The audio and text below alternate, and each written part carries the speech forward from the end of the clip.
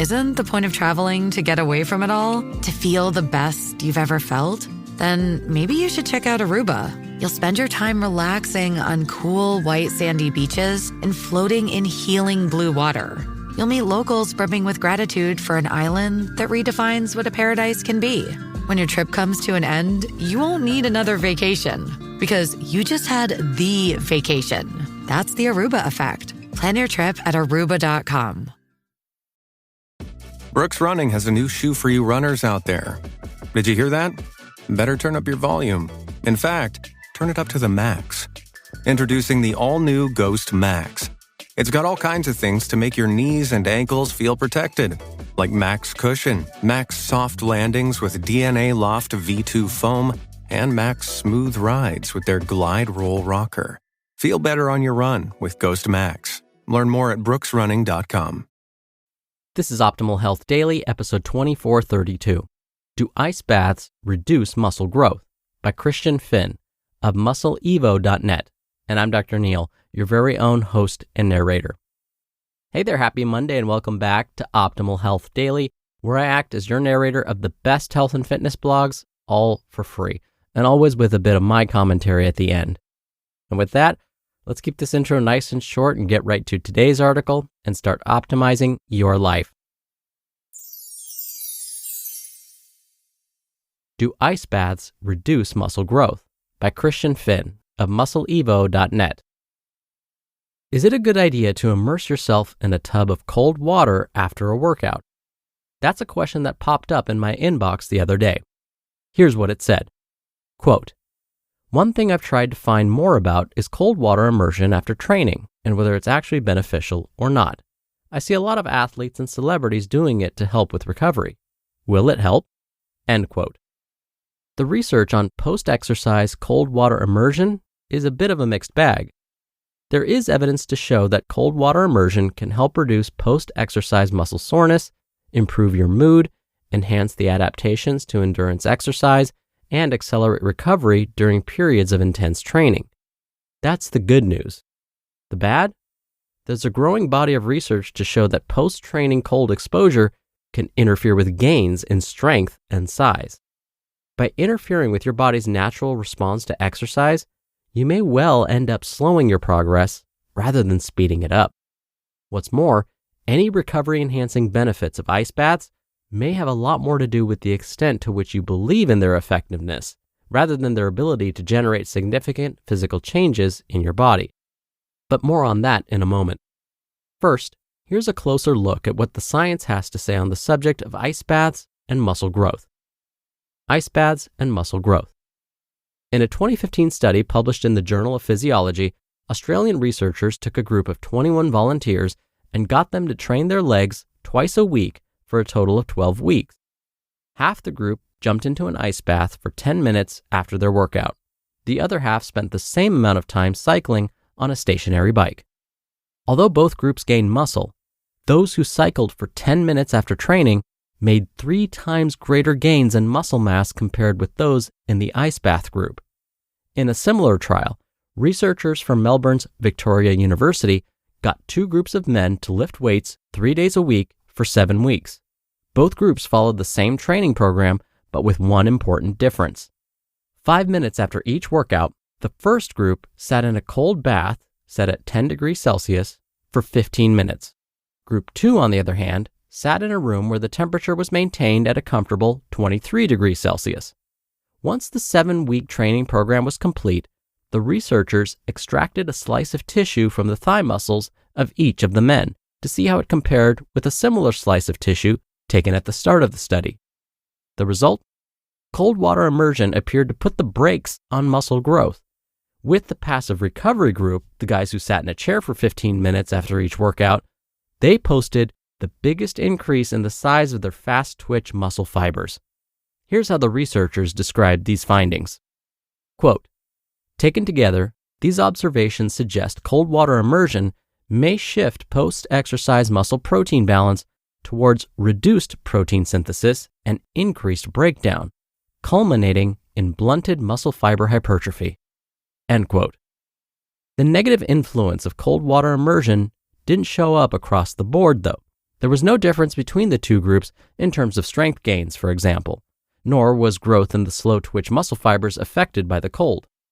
What's more, lean body mass in the legs, as measured by a DEXA scan, was not significantly different between the two groups. That's probably because, according to the study authors, DEXA was, quote, not sensitive enough to detect changes in whole muscle size that may have been underpinned by the responses seen at the muscle fiber level, end quote.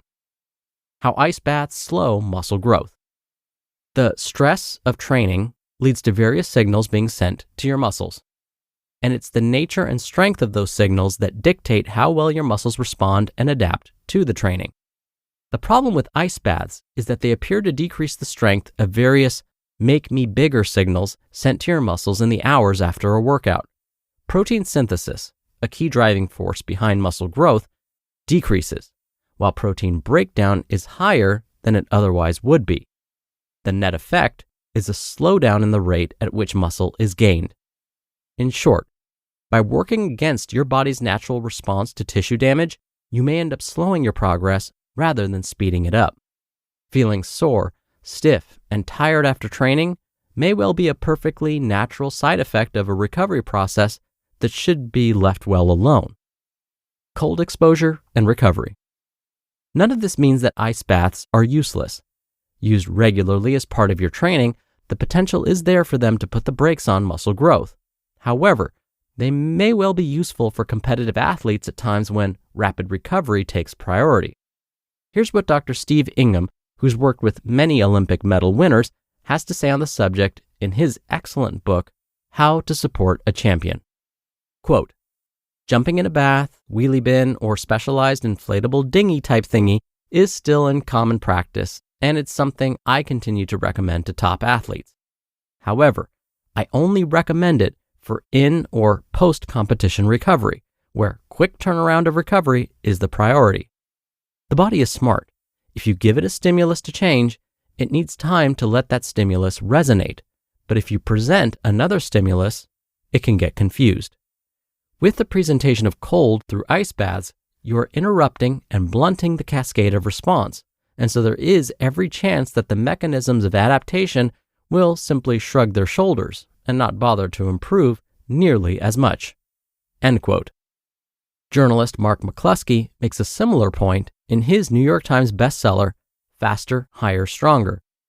Quote, there is some sense in the elite circles that during periods of training, it might be better to forego using too many recovery protocols. A scientist at the English Institute of Sport, Jonathan Leader, has written about the possibility that decreasing stress on the body through things like ice baths will necessarily decrease the beneficial adaptations from training. It might make the most sense for an athlete's progress to save recovery exercises for competitive periods where they're focused on maintaining capabilities, not increasing them. End quote. There's plenty of evidence to show that ice baths can make you feel less sore and fatigued. What's less clear is whether ice baths work simply because you expect them to. In other words, is the effect a physiological or a psychological one? In his book, Endure, Mind, Body, and the Curiously Elastic Limits of Human Performance, science writer Alex Hutchinson reports on the findings of a 2014 study showing that a lukewarm tub of water containing a special quote-unquote recovery oil worked just as well as an ice bath for the recovery of strength in the days after a hard workout. In fact, the special recovery oil was nothing more than liquid soap, added to a lukewarm bath as a placebo. Says Dr. David Bishop, a co-author of the study, quote, we made sure that we put the recovery oil in the water in plain sight of the participants, and we gave them a glossy summary of some made-up research about scientifically proven benefits of recovery oils. I didn't think that we suspected that recovery oils would be as effective as the cold water immersion. That was surprising. End quote. So what's the bottom line? Cold water immersion might be useful in cases where rapid recovery is required, although the jury is still out as to whether the underlying mechanisms are primarily physiological or psychological in nature. However, if you want to make your muscles bigger and stronger, the evidence to date shows that ice baths may very well hurt your results if used on a regular basis as part of your training. You just listened to the post titled, "Do Ice Baths Reduce Muscle Growth?" by Christian Finn of muscleevo.net, and I'll be right back with my commentary. We're driven by the search for better, but when it comes to hiring, the best way to search for a candidate isn't to search, but match. If you need to hire, you need Indeed. Indeed is your matching and hiring platform with over 350 million global monthly visitors and a matching engine that helps you find quality candidates fast. And Indeed doesn't just help you hire faster. 93% of employers agree Indeed delivers the highest quality matches compared to other job sites. One of the things I love about Indeed is that it makes hiring all in one place so easy because Indeed's matching engine is constantly learning from your preferences. So the more you use Indeed, the better it gets. And listeners of this show will get a $75 sponsored job credit to get your jobs more visibility at Indeed.com/health. Just go to Indeed.com/health right now and support our show by saying you heard about Indeed on this podcast. Indeed.com/health. Terms and conditions apply. Need to hire? You need Indeed. There are lots of ways to potentially boost your investments these days, and even more options on where to stash them. Make the smart move by transferring your brokerage account over to Robinhood. Whether you're transferring $1,000 or $2 million, don't miss out on Robinhood's offer for an unlimited 1% bonus on your assets. Unlimited, as in no cap.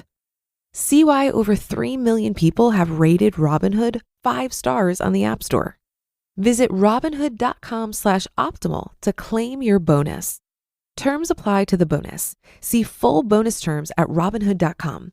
Investments offered through Robinhood Financial LLC. Investing is risky. Dr. Neal here for my commentary. There is another potential drawback to cold water immersions and ice baths. Some researchers found that dunking our bodies in icy cold water can increase the body's production of free radicals. Free radicals are potentially harmful because they can damage our DNA. Damaged DNA can lead to an increased risk of chronic diseases like cancer and even premature aging. But as today's author Christian said, if you're a competitive athlete and need to recover quickly, then it may be helpful to dunk your body in an ice bath. But if you're an average gym goer, maybe hold off until we know more about an ice bath's effects on the body. All right, thank you so much for being here. I hope you have a great rest of your day. And of course, I'll see you back here tomorrow with another article and where your optimal life awaits.